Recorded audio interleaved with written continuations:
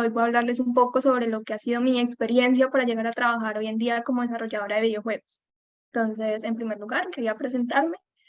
Yo soy ingeniera de sistemas y computación acá de la Universidad de los Andes. Me gradué en el 2020 y trabajo actualmente como desarrolladora de videojuegos en una empresa colombiana llamada Dreams Incorporated.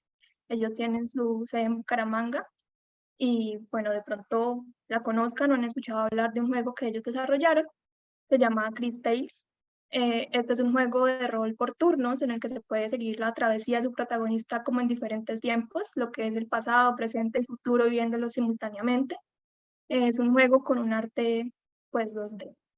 Pero bueno, quería comentarles cómo ha sido toda esta experiencia para llegar a trabajar hoy en día en esta empresa. Entonces, pues quería comentarles que todo empezó más o menos en lo que fue mi primer semestre de la universidad. A mí desde pequeña me interesaban bastante lo que eran los videojuegos, por lo que cuando entré a la universidad, pues estaba segura que quería ser programadora, pero no estaba muy segura de qué.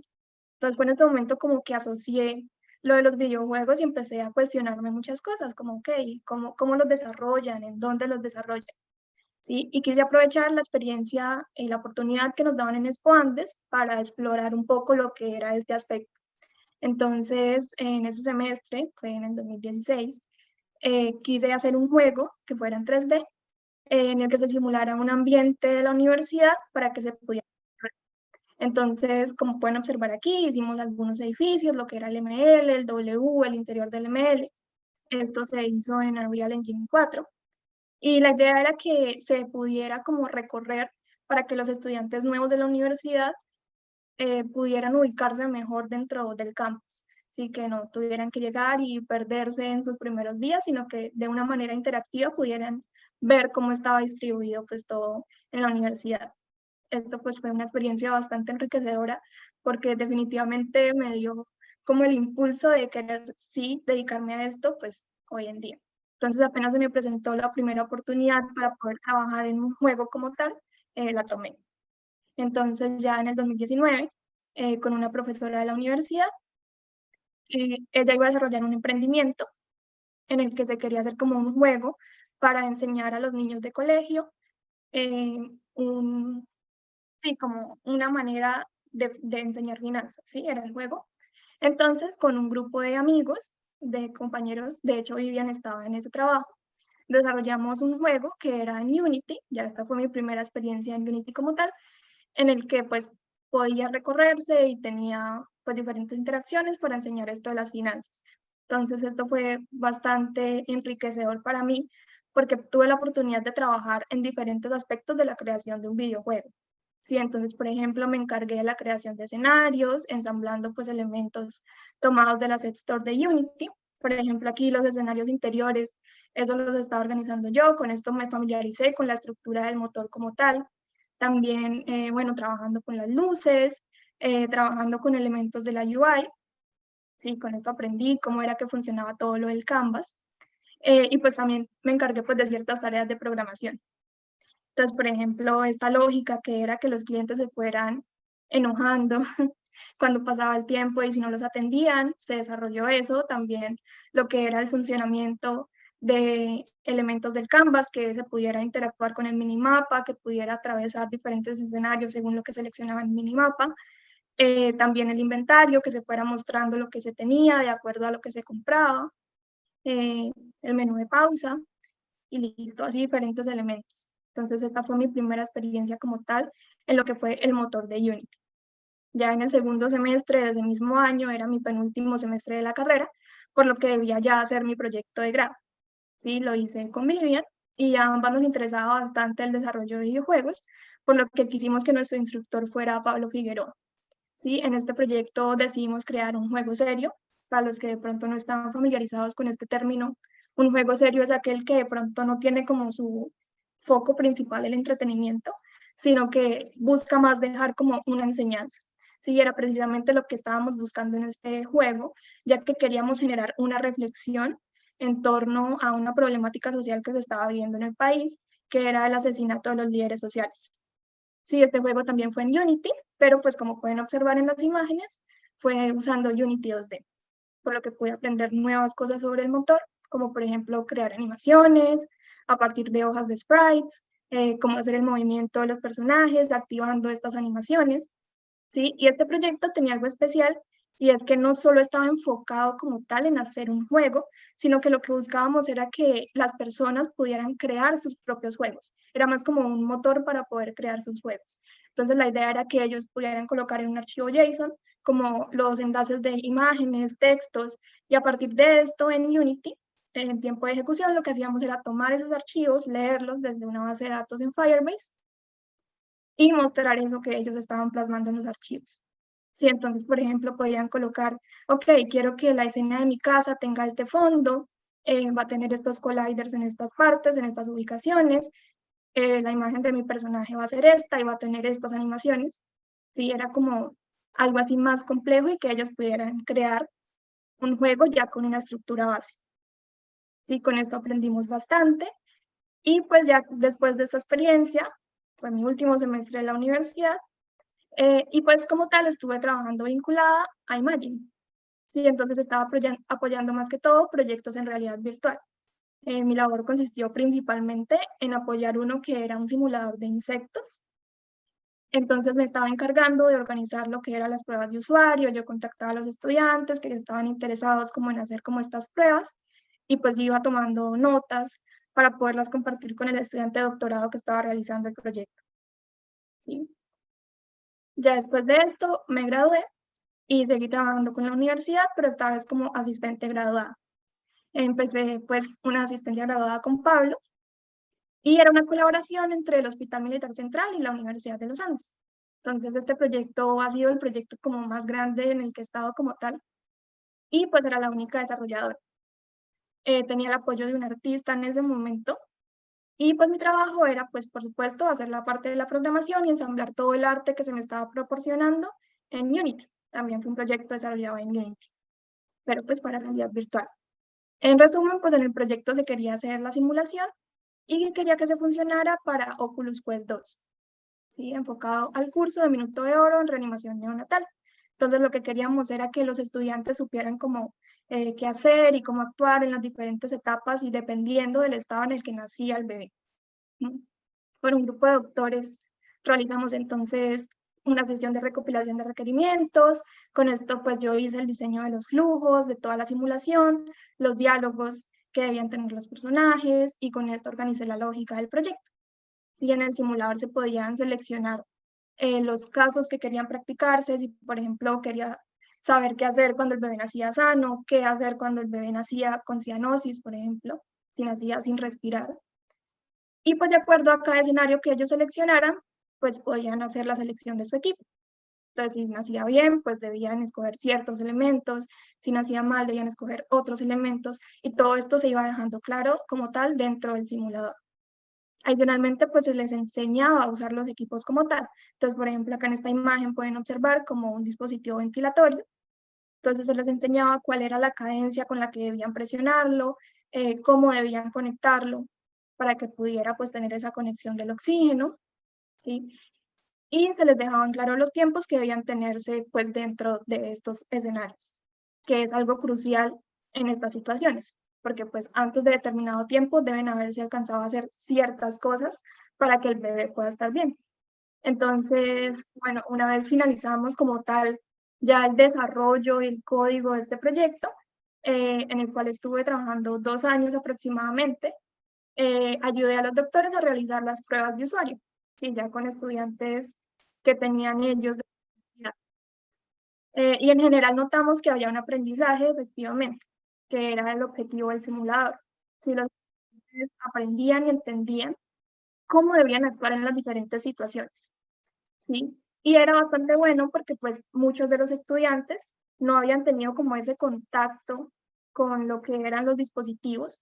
Sí, habían 3 tipos de dispositivos y algunos de ellos eran más complejos de usar. Los estudiantes no los habían visto como tal en persona, pero notábamos que después de haber sabido cómo conectarlos y cómo usarlos en el simulador, una vez los veían ya en persona, sabían qué hacer con ellos. Sí, ya entendían cómo era que funcionaba esto. Este proyecto fue chévere y nos ayudó bastante. Y pues con esto que realizamos, con todo lo que hicimos, junto con Pablo y Vivian, tuvimos la oportunidad, pues ellos también estaban trabajando a la par en otro simulador. Tuvimos la oportunidad de hacer algunos artículos de investigación. Entonces, por ejemplo, hicimos una publicación en la IEEE y también en la revista Virtual Reality. Y pues esto básicamente con las lecciones aprendidas que tuvimos al trabajar en estos proyectos. Entonces, y era basado en equipos globalmente dispersos, ya que estos proyectos iniciaron como tal dentro de la pandemia. Entonces, no tuvimos la oportunidad de ir a ver los escenarios reales. Por lo tanto, y pues esto es como más o menos lo que planteamos en estos artículos, usamos herramientas como Mozilla Hubs y Altspace VR.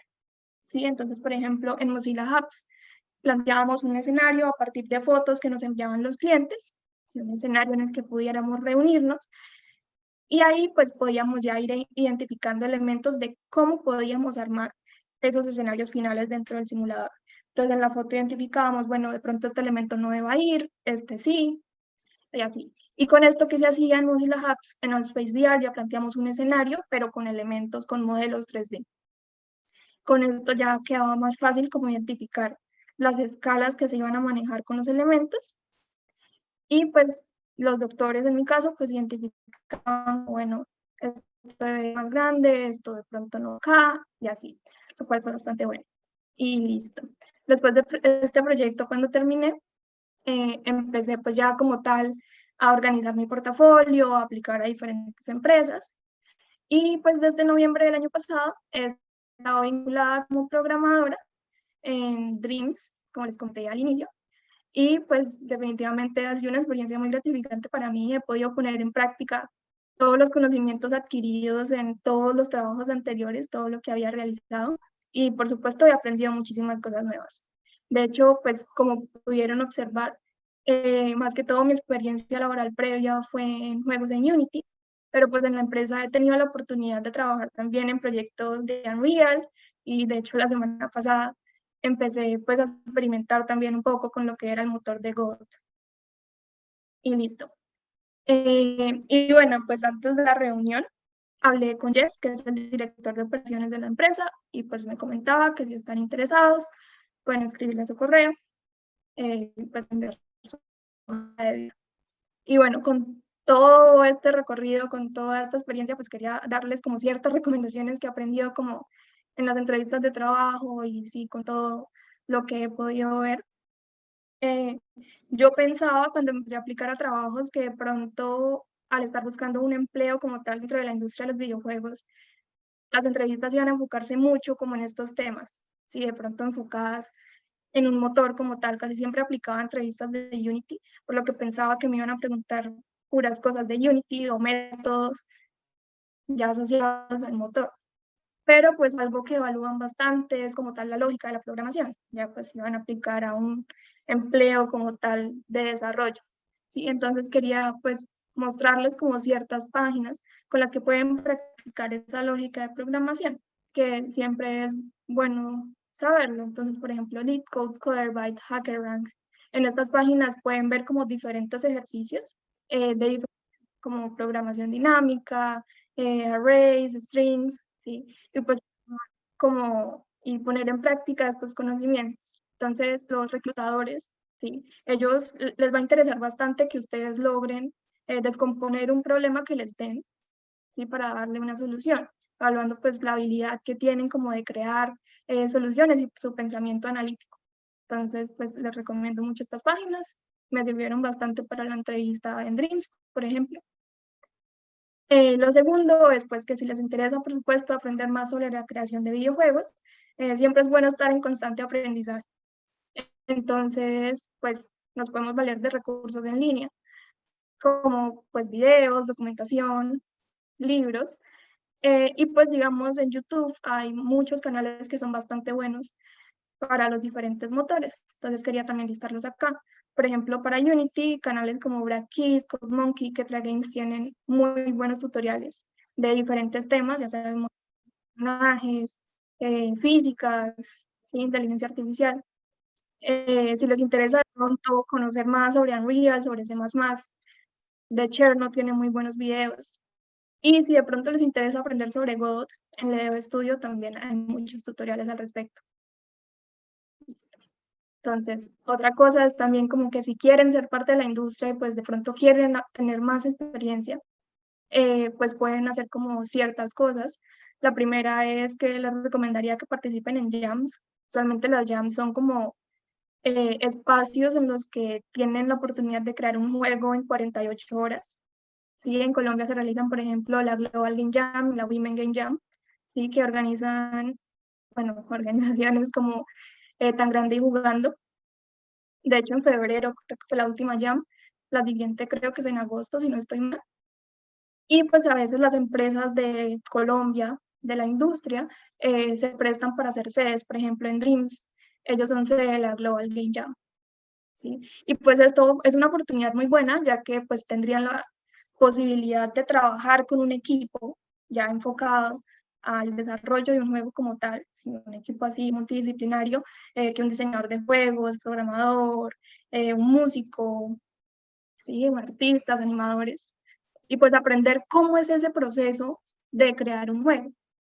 Y pues también tendrían la oportunidad al final que terminen eso de tener ya su propio juego para mostrar, que pues pueden agregar posteriormente a un portafolio que se mostraría a las empresas a las que quieren aplicar.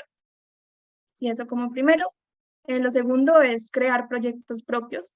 Pues me parece muy buena idea que si de pronto quieren mostrar algo a las empresas a las que apliquen, pueden ir creando proyectos de cierta manera. Por ejemplo, pues mientras yo estaba aplicando a las empresas, me puse a jugar un poco con Crash.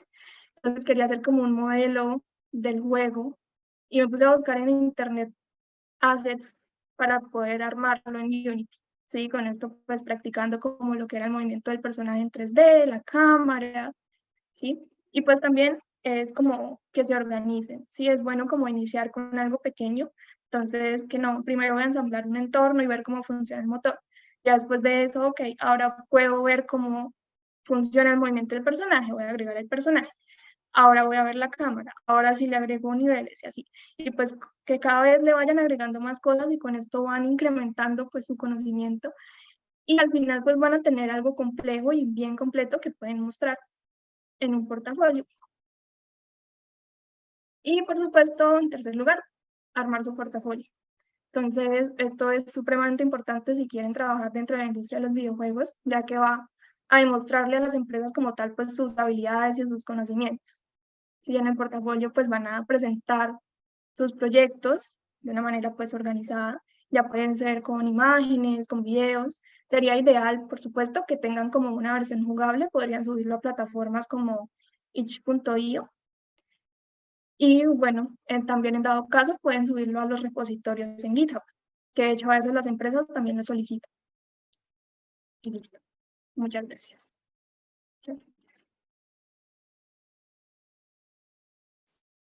Ahorita pues es dar un espacio para los que tengan preguntas. Veo que José David, ¿tienes una pregunta o es? Ah, no son aplausos.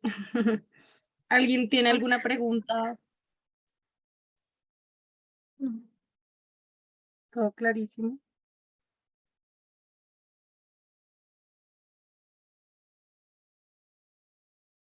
Parece que no hay preguntas. Yo voy a hacer una que sé que a los que no están acá de pronto les va a interesar y es cómo fue ese proceso de entrevistas tuyo, cuántas eran, qué, no sé, como que te pedían, qué consejos les darías, además pues lo que ya les contaste el portafolio y demás. Ok, yo apliqué como a 5 entrevistas como tal. Más que todo buscaba en LinkedIn, ahí suelen salir bastantes ofertas. Eh, y también hay una página en Facebook, podría buscarla y compartírselas después, que tiene como está muy enfocada a lo que es la industria de los videojuegos en Colombia. Entonces ahí publican las empresas colombianas cuando tienen vacantes abiertas. Y pues también me ayudó bastante, ahí pues vi bastantes ofertas.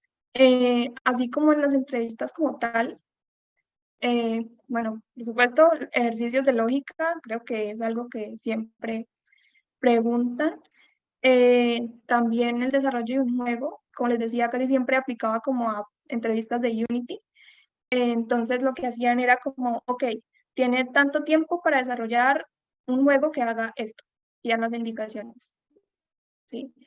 Y a veces también preguntan cosas teóricas, entonces también es tener muy claro como esos conceptos. Entonces, en una, por ejemplo, me preguntaban como, bueno, explíqueme los pilares de la programación orientada a objetos, cómo funciona la herencia en C Sharp, como, sí, como ese tipo de cosas. También puede servir bastante tenerlas claras. Y ya. Súper. Y alguien Gracias. dijo que le compartiera el correo de Jeff, voy a buscarlo. Listo, perfecto. Bueno, pues muchas gracias, Kelly. Entonces quedo pendiente de la otra cosa que les vas a compartir, lo de Facebook, y yo les comparto también eso y nada, gracias, Kelly. Ah, bueno, Nicolás tiene una Bueno, pregunta. Yo te quería preguntar que actualmente como que hay muchos cursos e incluso como certificados propios de Unity. Si tú crees que es necesario ujú. para el mundo laboral o no es tan necesario. Sí, pues para mí sirven bastante. O sea, es como una manera de decirles a ellos como que he aprendido y he tenido experiencia en esto. Por supuesto, pues me imagino que los cursos al final van a tener como algo armado y esto va a ser como lo que va a decir como vean, aprendí a hacer esto, ¿sí? Entonces con eso que organizaste algún juego, alguna versión de algo, como decía, pues en un portafolio, en un repositorio, eso serviría. Listo, listo. Muchas gracias. Bueno, Pregunta, Silvia. Hola, buenas tardes, ¿cómo están? Una pregunta buenas en... tardes. Hola, una pregunta. Digamos que con todo el impacto reciente que hay con el tema de inteligencia artificial, ¿has visto cómo qué herramientas podrían potenciar todo este tema de desarrollo de videojuegos o cómo de qué forma usarlas? Sí, pues de hecho, pues últimamente ChatGPT ha sido como una muy buena herramienta que se ha desarrollado eh, y creo que muchos desarrolladores estarán usándola hoy en día.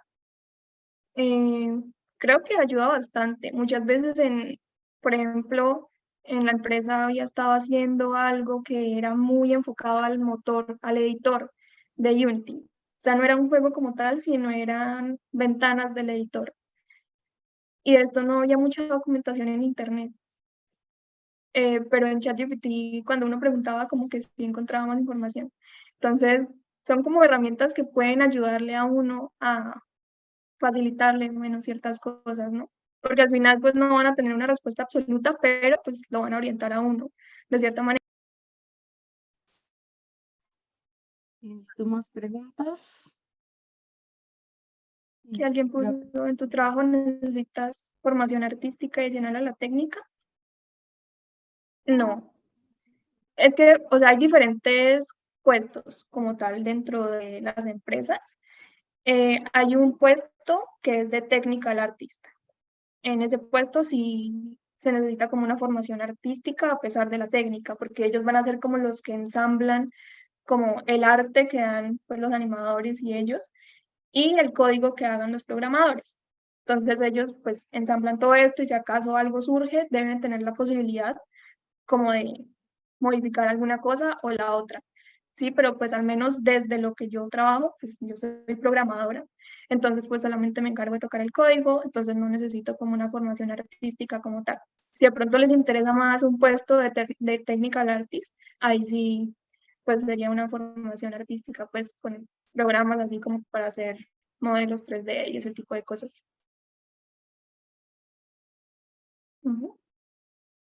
Y Tiberio. Muchas gracias, muy chévere verla en ese plan. Le quería preguntar más sobre cómo ve la proyección de las compañías como en la que está usted en Bucaramanga a nivel internacional. ¿Si están exportando, van a crecer o se van a quedar vendiendo ahí en el barrio? No, sí, de hecho, eh, el dueño de la empresa como tal lo que dice es como que ellos deben saber explorar lo que es el mercado internacional. Entonces, ellos tienden a buscar clientes externos. O sea, no es solo como los desarrollos propios que hacen, que por supuesto intentan impulsar. Chris Tales, de hecho, que les mencionaba, es un juego que logró expandirse internacionalmente y le fue bien. Entonces, y pues aparte de eso, también manejan pues sus proyectos con clientes externos. Pues ahí pues la empresa puede irse desarrollando mejor. Y sí. No, yo era por preguntar nomás. Bueno, listo, chévere, muchas gracias. Bueno, Rogelio. Muchas gracias. Bueno, creo que ahora sí ya te hicieron todas las preguntas. Gracias, Kelly. De nuevo, un aplausote. Bueno, Y nada, gracias a te todos. estaremos invitando más adelante. No sé si te quieres quedar también en la otra charla. Es de Isaac David. Nos va a hablar un poquito de Ray Tracing. Entonces, Isaac, ya tienes permisos para compartir también. Hola, ahorita voy a dar una charla sobre Ray Tracing. Bueno, la introducción a Ray Tracing. Ahorita Ray Tracing es una técnica de renderizado que es un poco popular últimamente, ya que... Isaac, antes de que pases de una y preséntate Vale. primero. Hola, soy Cuéntales Isaac, un soy poquito de estudiante de ti. Ingeniería de Sistemas. Ahorita estoy en 5º semestre y ya. Entonces, también he trabajado con hardware a bajo nivel, un poco con librerías a bajo nivel y con gráficos. Pues vamos a ver una pequeña introducción al Ray Tracing. Entonces, el Ray Tracing es una técnica ahorita novedosa, que realmente no lo es porque ha llevado desde los 90, desde el 95 más o menos, pero que a razón de capacidad de hardware no era posible en ese momento, o no era posible hacerlo en tiempo real. Entonces, tenemos una ecuación de renderizado, que es como la clásica que todo programa de cómputo gráfico quiere resolver, que es esta, que básicamente se basa en una cámara y en un punto, y cuál es la luz producida por ese punto, y cuál es la luz que refleja desde ese punto, la luz total que recibimos sobre ese punto. Entonces, para darle una manera mejor, esto, tenemos un vidente, un visor o una cámara, tenemos un punto y tenemos un hemisferio de lo que puede recibir nuestro punto, ya sea una luz, una reflexión de un espejo, luz indirecta, etcétera. El Ray Tracing ahorita lo están implementando diferentes librerías de cómputo gráfico como lo es DirectX, Vulkan, y además siempre se ha utilizado en lo que es películas, simulación, modelado, etcétera. Digamos, Pixar con su motor que es Renderman lo utiliza, al igual Moonray que es de DreamWorks, Blender, Unity, Maya, Unreal ahorita lo está utilizando y es como que ha tenido sus showcase o muestras de los que lo utiliza y realmente da un desempeño delirante. Y además de lo que es el ray tracing, tiene componentes como shaders de malla o lo que se llama variable mesh shader, que sería como shader variable de malla, que es lo que hace es como genera gira proceduralmente. Y es algo muy importante de lo que vamos a hablar ahorita. Entonces, en la industria es muy utilizado.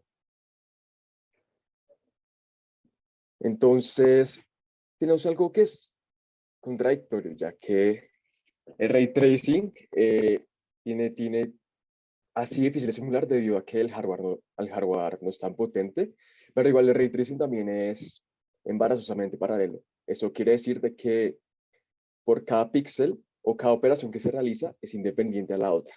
Eso quiere decir que podemos escalar casi infinitamente. Que no hay dependencias, que no hay que sincronizar entre un proceso y el otro, entre X o Y cosas no hay que sincronizar. Cada persona o cada trabajador puede ir a su cosa, a lo que viene de threads, procesos o la primitiva que tengamos de ejecución. Entonces, en este caso es embarazosamente paralelo y eso nos viene bien porque en computación se utiliza un término que es un shader. Y un shader, básicamente, ¿qué es? Siempre lo escuchamos y como que nunca sabemos qué es. Es básicamente un programa hecho en un lenguaje específico. Hagamos de cuenta como si fuera Java, C, C++, C Sharp, Python, pero se utiliza un lenguaje específico, que es solamente para shaders. Se podría decir que es un lenguaje de uso específico o de dominio específico, que es GLSL y HLSL. El primero está utilizado en OpenGL, Vulkan y librerías del grupo de Cronos. Y el segundo es de DirectX, que es de Microsoft. Y el problema es que es como el más utilizado, pero solo funciona en Windows. Y ahora, para una muestra de los shaders, tenemos una plataforma que se llama ShaderToy, que ya se las voy a mostrar. ShaderToy es una plataforma para realizar y crear shaders y además compartirlos. Entonces, un shader, hay diferentes tipos de shader. Están los shaders de vértices que modifican, crean, mutan o modifican vértices. Y están los pixel shaders, que hacen lo mismo, pero con píxeles.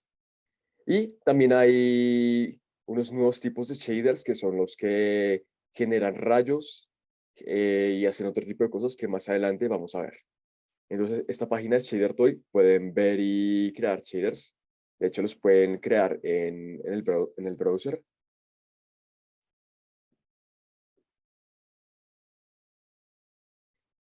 Y eso es lo que pueden crear. Efectos, figuras, etcétera. Y de hecho, eso es mucho más poderoso que un artista. Ahorita ahorita lo que está en moda son shaders y arte creado proceduralmente. Yo puedo tener como una muestra que fue de un real, un bosque o un pedazo de pantano y que se adecue.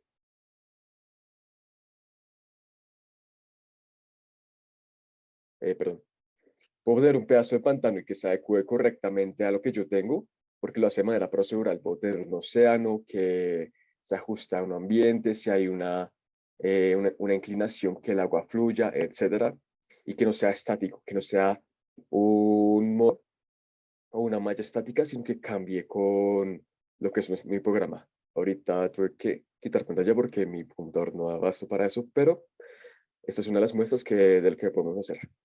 Entonces,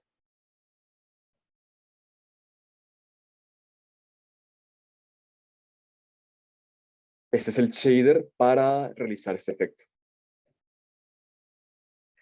La ventaja de un shader es que es un programa, o sea, es un programa independiente que se ejecuta por píxel. Es decir, esta imagen es de 800 por 450. Eso quiere decir que vamos a tener esa cantidad multiplicada, o sea, sería como 10.000 o como 1.000.000 más o menos de programas ejecutándose en paralelo para realizar esa imagen. Entonces, como podrán ver, es código que puede realizar un arte, etc. Creo que solamente es código, sí.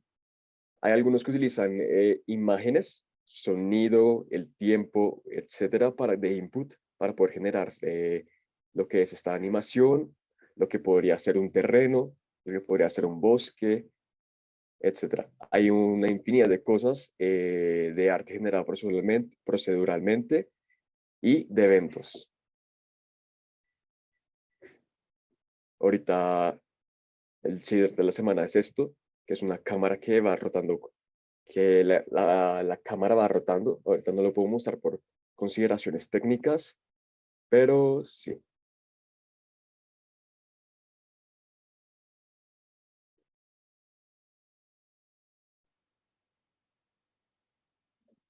Ahora, siempre en toda librería gráfica tenemos algo que se llama un pipeline gráfico. Esto lo hacemos para dividir el trabajo de cada componente y como abstraerlo, y también para mejorar el rendimiento, ya que si tenemos un pipeline, como que es una serie de trabajadores que trabajan continuamente y máximo el rendimiento incrementa en un factor de n, donde n es el número de pipes o de trabajadores que tenemos divididos nuestro pipeline.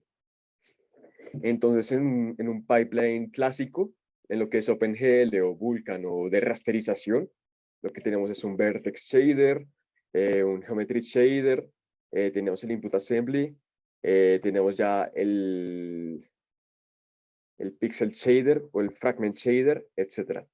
Y cada etapa lo que se va a tratar es que, primero, tengo mi modelo en 3D, ¿cómo lo pongo en mi mundo? Segundo, modifico los píxeles y quiero hacer un efecto, no sé, de iluminación, de teselación, etc.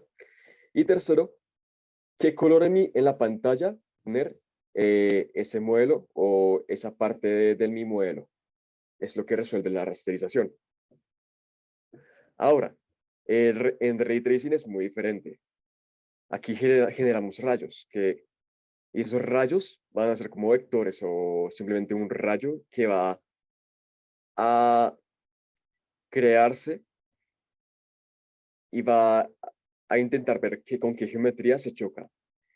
Entonces se puede chocar con una pared, una luz, con un punto en específico, y depende de con qué choque y en qué parte me importa, porque también puede no chocar o entre comillas no chocar con algo, pero choca con un volumen, lo que puede ser un gas o sí, un gas, smoke o lo que sea. Entonces tenemos una arquitectura que es, primero generamos el rayo, segundo vamos por una estructura de aceleración que puede ser un árbol de búsqueda binario o árbol de búsqueda espacial. Eso es lo que nos permite para, usualmente, tenemos un for que va por cada píxel y por cada píxel se crea un rayo. Y para cada objeto buscamos la intersección. Y eso es costoso porque es n por m.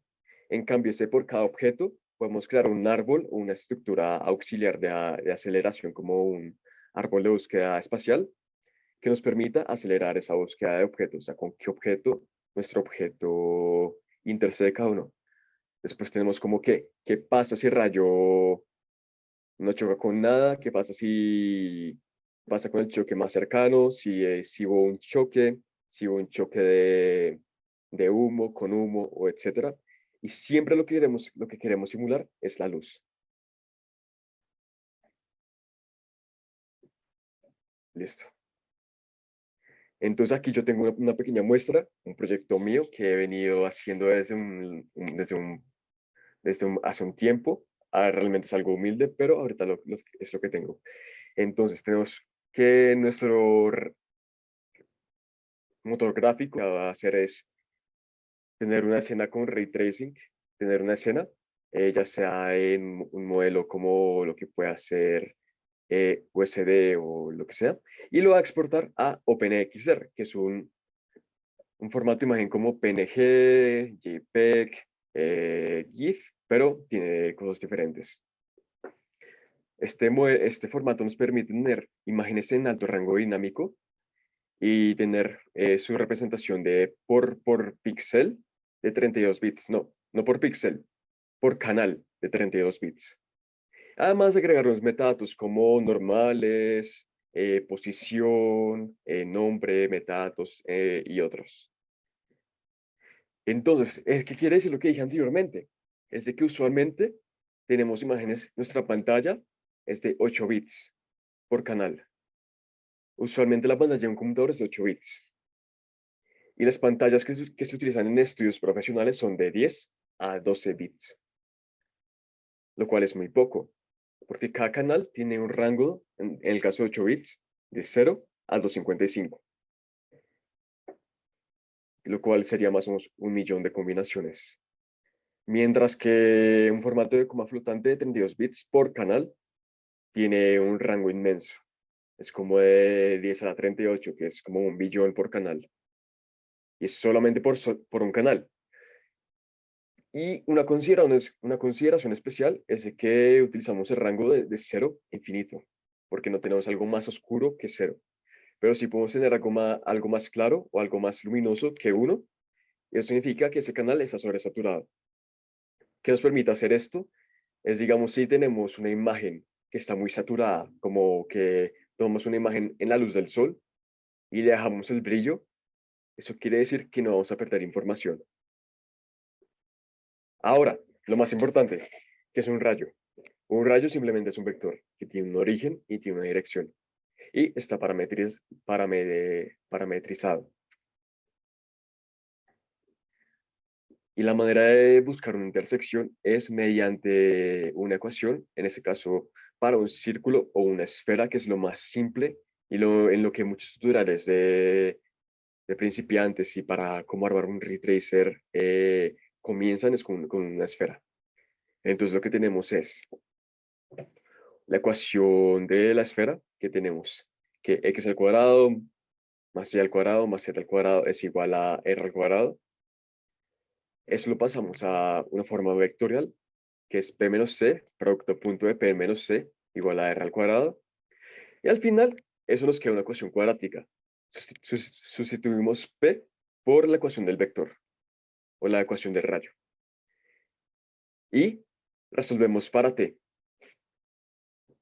Eso es algo como una cuadrática con un determinante, y claramente ese determinante nos da si no tiene solución, si es tangente, si el vector es tangente, o si el vector cruza la esfera en dos puntos, o sea que no es tangente.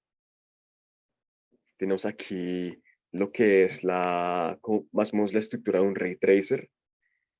Para añadir aquí, entonces para cada rayo, uno podría crear lo que es un thread para cada píxel, ya que cada píxel es individual del otro, casi no hay dependencias, y si las hay, puede ser como para sobreescalar la imagen, aplicar anti-aliasing y otros efectos de postprocesado, pero para ray tracing como tal, no, o tal vez para hacer una integración por Monte Carlo. Entonces ahorita lo que hace mi motor gráfico es simplemente una esfera. Esta esfera es lo que está aquí. Ya si tomamos como más consideraciones, que en realidad son pocas, podemos como colorearla de esta manera. Y finalmente podemos añadir un poco de shading o un poco de sombras y de iluminación y podemos crear esta imagen. Plot twist, lo que pasa es que el piso es en realidad una esfera, solamente que sea un poquito plana, por lo que es demasiado grande. Y sí, otra cosita es de que en la parte de abajo de la esfera se produce un poquito de ruido por, porque en el ray tracing se alcanza a producir ruido. Digamos, como que implementaciones de NVIDIA o de AMD, siempre al final, o incluso en Blender o en Maya, siempre al final se utiliza un denoiser para limpiar la imagen. Porque digamos, cuando son cáusticos, que es como vidrio, agua o medios translúcidos, siempre se genera más cantidad de ruido y se verían como puntos blancos a mitad de la imagen. Ya para finalizar, les voy a mostrar un poco la implementación que está ahorita.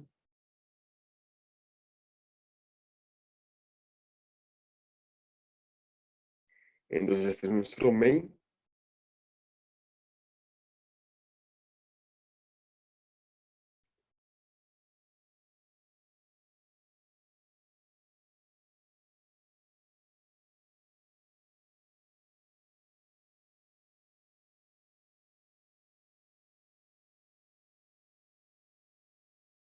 Este es nuestro main. Y lo que va a hacer es simplemente en un dado caso, leería un archivo, quería qué geometría hay, dónde está la cámara, dónde están las luces, dónde están las paredes, si se mueve algo, si no se mueve, a qué ritmo, keyframes, etc.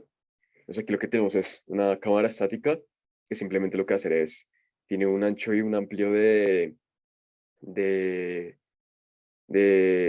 1K, y lo que va a hacer es tomar 100 muestras por píxel y bueno, esto de profundo lo mostraré en adelante, no es nuestro mundo, y lo que va a hacer es recorrer la esfera por píxel. Entonces vamos a ir para I, para J, o sea, sería un for de los píxeles. Vamos a tener otro for, que va a ser nuestro for intermedio, que se va a tratar de hacer un muestreo, hacer 10, 20, 30, 40 n muestreos de nuestro píxel. Eso es un método de anti-aliasing de este super sampling. No sería super, sino solamente sería una cantidad de muestreos por píxel. Entonces aquí normalizamos las coordenadas en base a la coordenada de nuestra imagen. Normalizamos, seguimos normalizando. Después de normalizar las coordenadas, las transformamos a las coordenadas que ve nuestra cámara y después al mundo. Generamos el rayo, tenemos un origen, una dirección, lo normalizamos y una vez hecho eso, vemos qué color nos produce ese rayo y lo sumamos a la variable color. Al final, vamos a dividirlo sobre el número de muestras y eso nos va a dar más o menos de qué color es ese píxel. Y lo vamos a escribir a lo que es la imagen de OpenXR y ya.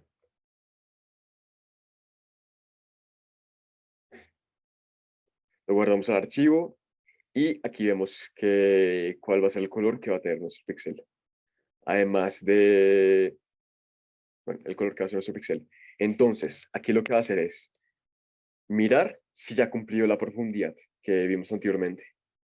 Si nuestro vector golpea con algo, entonces ahí realizamos nuestro coloreado. Entonces nuestro coloreado va a ser algo como coger normales, o en este caso va a ser como coger la luz que incide sobre ese punto más la luz que produce nuestro objeto. Y ya. Entonces, una analogía del ray tracer es como una cámara oscura, que es como coger un cuarto, en la entrada del cuarto tener un lienzo negro y con un alfiler como hacer un punto diminuto. Y van a ver como que en la pared del lado que va a reflejar la imagen al revés.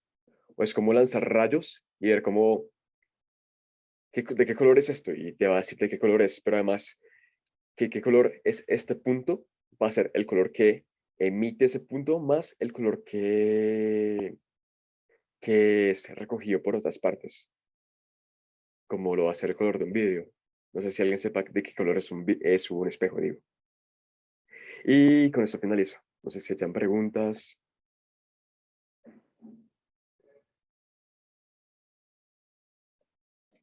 No sé si alguien tiene preguntas de la charla de Isaac. No, digamos que le faltó contar un poquito que él está haciendo un proyecto ahorita independiente por su cuenta en Colibrí, que empezó con la asesoría de Pablo y él ahorita lo está continuando. Entonces, también quería comentarles eso sobre Isaac. Bueno, no sé Tal si ya vez no. que nos Dale. cuente el proyecto que él está haciendo, de qué trata o qué está implementando. Creo que era el Ok, Ray dale. Tracer que les estaba mostrando, pero Sí, todo el espacio. entonces mi proyecto en realidad son varios, pero básicamente todo se basa en crear un motor gráfico. Ah, y hay diferentes tipos de motores gráficos, porque hay motores gráficos en tiempo real y que no lo son. ¿Por qué? Por consideraciones de rendimiento.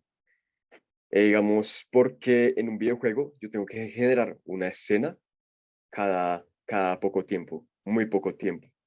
En cambio, o en una película de Pixar se pueden generar como 10 días, una semana en una granja para generar solamente un fotograma o una imagen pequeña que va a ser como parte de la película. Entonces tengo mi proyecto, va a ser generar uno que no sea en tiempo real, que sea realista y otro en tiempo real. Y además de crear un motor gráfico tipo Doom, eh, que genere gráficos tipo de los Doom. No sé si alguien lo conozca, pero es algo similar.